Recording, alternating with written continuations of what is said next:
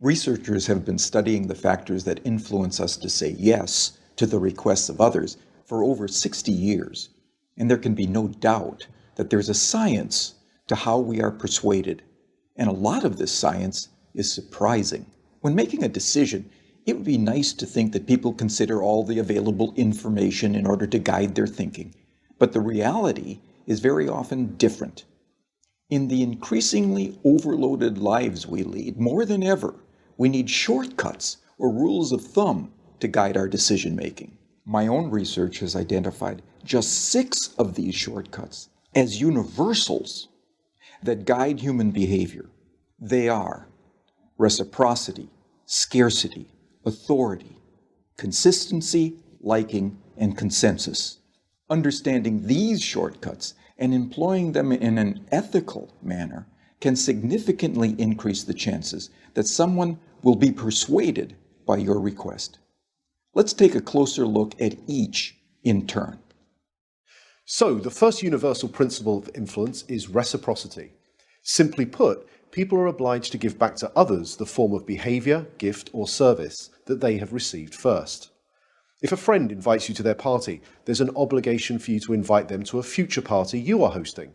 If a colleague does you a favor, then you owe that colleague a favor. And in the context of a social obligation, people are more likely to say yes to those that they owe. One of the best demonstrations of the principle of reciprocation comes from a series of studies conducted in restaurants. So the last time you visit a restaurant, there's a good chance that the waiter or waitress will have given you a gift, probably at about the same time that they bring your bill. A liqueur perhaps, or a fortune cookie, or perhaps a simple mint. So here's the question. Does the giving of a mint have any influence over how much tip you're going to leave them? Most people will say no, but that mint can make a surprising difference. In the study, giving diners a single mint at the end of their meal typically increased tips by around 3%. Interestingly, if the gift is doubled and 2 mints are provided, tips don't double. They quadruple, a 14% increase in tips. But perhaps most interestingly of all is the fact that if the waiter provides 1 mint, starts to walk away from the table, but pauses, turns back, and says, "For you nice people, here's an extra mint," tips go through the roof. A 23% increase, influenced not by what was given, but how it was given. So the key to using the principle of reciprocation is to be the first to give and to ensure that what you give is personalized and unexpected. The second universal principle of persuasion is scarcity. Simply put, people want more of those things they can have less of. When British Airways announced in 2003 that they would no longer be operating the twice-daily London-New York Concorde flight because it had become uneconomical to run, sales the very next day took off. Notice that nothing had changed about the Concorde itself. It certainly didn't fly any faster, the service didn't suddenly get better, and the airfare didn't drop. It had simply become a scarce resource, and as a result, people wanted it more. So when it comes to effectively persuading others using the scarcity principle, the science is clear. It's not enough simply to tell people about the benefits they'll gain if they choose your products and services. You'll also need to point out what is unique about your proposition and what they stand to lose if they fail to consider your proposal. Our third principle of influence is the principle of authority, the idea that people follow the lead of credible, knowledgeable experts. Physiotherapists, for example, are able to persuade more of their patients to comply with recommended exercise programs if they display their medical diplomas on the walls of their consulting rooms. People are more likely to give change for a parking meter to a complete stranger if that requester wears a uniform rather than casual clothes.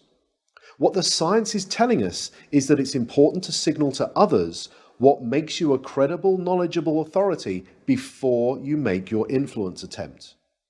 Of course, this can present problems. You can hardly go around telling potential customers how brilliant you are, but you can certainly arrange for someone to do it for you. And surprisingly, the science tells us that it doesn't seem to matter if the person who introduces you is not only connected to you, but also likely to prosper from the introduction themselves. One group of real estate agents were able to increase both the number of property appraisals and the number of subsequent contracts that they wrote by arranging for reception staff who answered customer inquiries to first mention their colleagues' credentials and expertise. So, customers interested in letting a property were told, "Lettings? Let me connect you with Sandra, who has over 15 years' experience letting properties in this area." Customers who wanted more information about selling properties were told, "Speak to Peter, our head of sales. He has over 20 years' experience selling properties. I'll put you through now."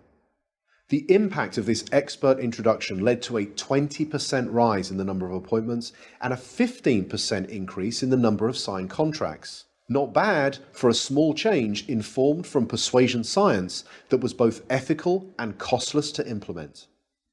The next principle is consistency. People like to be consistent with the things they have previously said or done. Consistency is activated by looking for and asking for small initial commitments that can be made.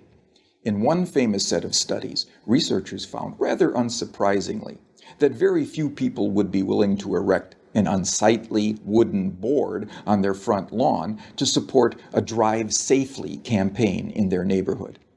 However, in a similar neighborhood close by, 4 times as many homeowners indicated that they would be willing to erect this unsightly billboard. Why? Because 10 days previously, they had agreed to place a small postcard in the front window of their home that signaled their support for a Drive Safely campaign. That small card was the initial commitment that led to a 400% increase in a much bigger but still consistent change. So, when seeking to influence using the consistency principle, the detective of influence looks for voluntary, active, and public commitments, and ideally gets those commitments in writing. For example, one recent study reduced missed appointments at health centers by 18%, simply by asking the patients rather than the staff to write down appointment details on the future appointment card. The fifth principle is the principle of liking. People prefer to say yes to those that they like. But what causes one person to like another? Persuasion science tells us that there are 3 important factors. We like people who are similar to us, we like people who pay us compliments, and we like people who cooperate with us towards mutual goals. As more and more of the interactions that we are having take place online, it might be worth asking whether these factors can be employed effectively in, let's say, online negotiations. In a series of negotiation studies carried out between MBA students at 2 well-known business schools, some groups were told, "Time is money, get straight down to business." In this group, around 55% were able to come to an agreement. A second group, however, were told, "Before you begin negotiating, exchange some personal information with each other. Identify a similarity you share in common, then begin negotiating." In this group, 90% of them were able to come to successful and agreeable outcomes that were typically worth 18% more to both parties. So to harness this powerful principle of liking, be sure to look for areas of similarity that you share with others and genuine compliments you could give before you get down to business. The final principle is consensus. Especially when they are uncertain, people will look to the actions and behaviors of others to determine their own. You may have noticed that hotels often place a small card in bathrooms that attempt to persuade guests to reuse their towels and linen. Most do this by drawing a guest's attention to the benefits that reuse can have on environmental protection. It turns out that this is a pretty effective strategy, leading to around 35% compliance. But could there be an even more effective way? Well, it turns out that about 75% of people who check into a hotel for 4 nights or longer will reuse their towels at some point during their stay. So what would happen if we took a lesson from the principle of consensus and simply included that information on the cards and said that 75% of our guests reuse their towels at some time during their stay, so please do so as well. It turns out that when we do this, towel reuse rises by 26%. Now imagine the next time you stay in a hotel, you saw one of these signs. You picked it up and you read the following message. 75% of people who have stayed in this room have reused their towel. What would you think? Well, here's what you might think. I hope they're not the same towels.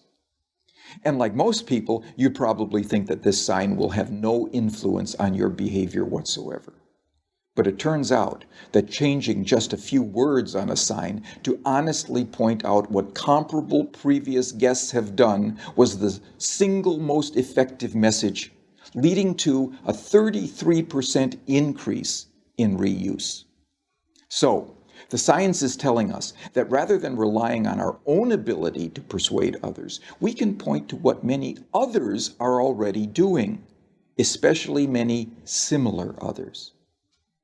So there we have it, 6 scientifically validated principles of persuasion that provide for small, practical, often costless changes that can lead to big differences in your ability to influence and persuade others in an entirely ethical way. They are the secrets from the science of persuasion.